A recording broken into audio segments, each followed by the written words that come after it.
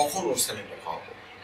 যতবার আপনার পাতলা পায়খানা হবে, মানে ডায়রিয়া হবে, লুজ মোশন হবে, ততবার কিন্তু আপনাকে এই ওরসালাইনটা খেতে হবে। ইট ইজ, এবং অ্যাট দ্য সেম টাইম যখন বমি হয়, বমির সাথে কিন্তু অনেক ব্লাড লস হয়, ডিহাইড্রেটেড হয়ে যায়, তখনই কিন্তু তার পরপরই আবার এই ওরসালাইনটা খেতে হবে। মেনলি লুজ মোশন যতবার হবে ততবার কিন্তু ওরসালাইনটা, সমপরিমাণ ওরসালাইন খেতে হবে।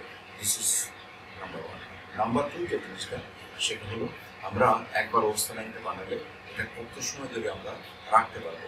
আমরা যদি নর্মাল রুম টেম্পারেচারে নর্মালি আমরা রাখি, তাহলে এটা 12 ঘন্টা পর্যন্ত এটা আমরা ব্যবহার করতে পারবো।